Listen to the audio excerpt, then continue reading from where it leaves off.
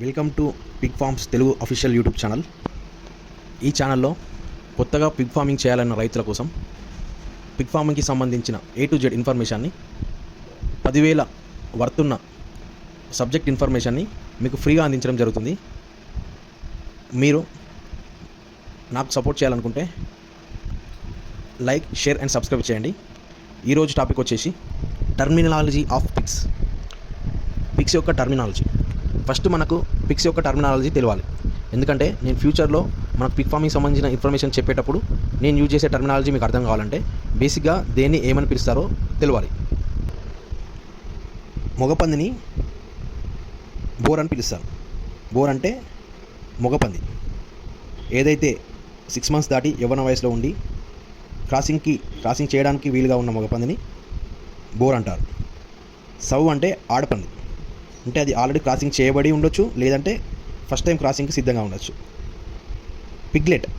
Piglet అంటే 2 నెలల నుంచి లోపు, పుట్టిన నుంచి 2 నెలల వరకు ఉన్న పంది పిల్లను పిగ్లెట్ అని పిలుస్తాం.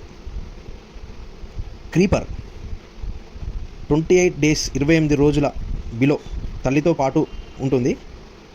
ఆ ఉన్న పిల్లని మనం క్రీపర్ అని పిలుస్తాం. వీనర్ అంటాం. వీనర్ అంటే తల్లి నుంచి వేరు చేసేవి. ఈ తల్లి నుంచి వేరు చేయడం అనేది కొందరు 1.5 monthకి చేస్తారు పిల్లని, కొందరు 2 నెలలకు చేస్తారు, కొందరు ఇంకా ఒక్కొక్కరు ఒక్కో స్టైల్లో చేస్తారు. కానీ 2 నెలలు, 1.5 month to 2 months మధ్యలో చేస్తాము. దాన్ని ఇలా వేరు చేసే ప్రాసెస్ని మనం వీనింగ్ అంటాం.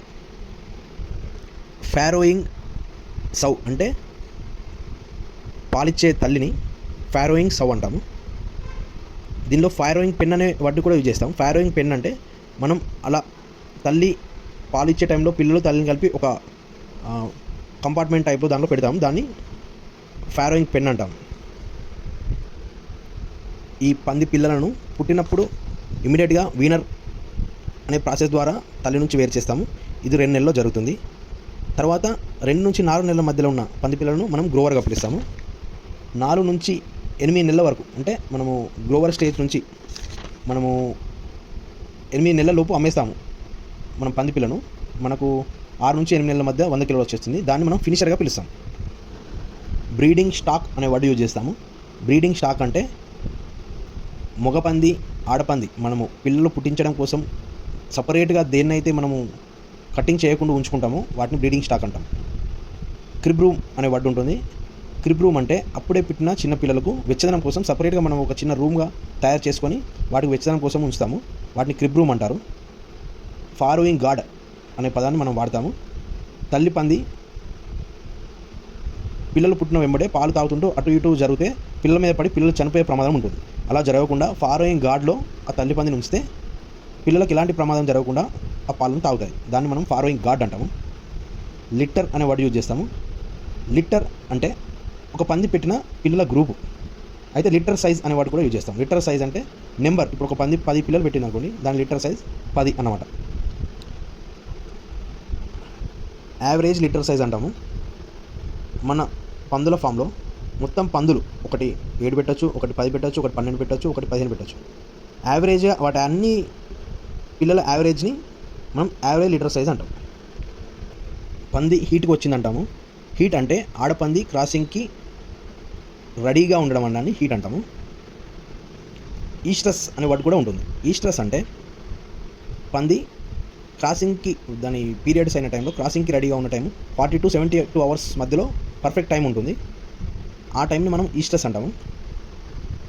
క్యాస్ట్రేషన్ అనే వర్డ్ అంటే ఏంటంటే మనం ఏదైతే పందులు మనము ఫ్యూచర్లో దాని బ్రీడింగ్కి వాడకుండా కటింగ్కే వాడతాము అనుకున్న పందులను, మగ పందులను వాటి చిన్న వయసులోనే వాటి బాల్స్ని కట్ చేస్తాం. దాన్ని క్యాస్ట్రేషన్ అంటారు. ఈ ప్రాసెస్ని క్యాస్ట్రేషన్ అంటారు. డాకింగ్ అనే వర్డ్ మనము పంది పిల్ల తోక కట్ చేస్తాం. ఎందుకంటే దాని గ్రోత్ ఫాస్ట్గా ఉండడానికి తక్కువ ఫీడ్తో. ఈ ప్రాసెస్ని డాకింగ్ అంటాం. స్ఫుటం అంటే అండకోశము. మగపంది సెలెక్ట్ చేసుకునే సమయంలో ఇది చాలా ఇంపార్టెంట్. నేను ఫ్యూచర్లో చేసే వీడియోస్లో పందుల సెలెక్షన్ ఎలా చేసుకోవాలనే వీడియో కూడా చేస్తాను. అప్పుడు మీకు అర్థమవుతుంది. గిల్ట్ అంటే ఇంతవరకు పిల్లలు పెట్టకుండా క్రాసింగ్ కానీ ఆడపందిని గిల్ట్ అంటాము. ఆల్రెడీ క్రాసింగ్ అయిన పిల్లలు పెట్టిన పందిని సవ్ అంటాం. గిల్ట్, సౌ, బోర్, పిగ్లెట్స్ ఇవి మనం ఫ్రీక్వెంట్గా యూజ్ చేసే వర్డ్స్. మనము ఈ పిగ్ ఫామ్కి సంబంధించిన ఏదైతే మనం వర్డ్స్ యూజ్ చేస్తామో ఆ వర్డ్స్ అన్నీ నేను కవర్ చేశాను. ఇంకా ఏదైనా వర్డ్స్ మిస్ అయితే మన ఫ్యూచర్ వీడియోలో కవర్ అవుతాయి. మీకు ఏదైనా డౌట్ ఉంటే కామెంట్ సెక్షన్లో పెడితే నేను దాని గురించి వివరణ ఇస్తాను. మన యూట్యూబ్ ఛానల్లో పిగ్ ఫామ్ సంబంధించిన ప్రతి స్టేజ్ వైజ్ పిగ్ మనకు సెలెక్షన్ కానీ, షెడ్ కన్స్ట్రక్షన్ కానీ, ఫీడ్ మేనేజ్మెంట్ కానీ, వేస్ట్ మేనేజ్మెంట్ కానీ, మార్కెటింగ్ కానీ A to Z మన యూట్యూబ్ ఛానల్లో ఒక్కొక్క వీడియో రూపంలో వస్తాయి. మీకు ఏ డౌట్ ఉన్నా కామెంట్ రూపంలో మీ కామెంట్ని తెలియజేస్తే ఫ్యూచర్లో నేను దానిపై వీడియోస్ చేసి మీకు క్లారిఫికేషన్ ఇస్తాను. Thank you. Please like, share and subscribe.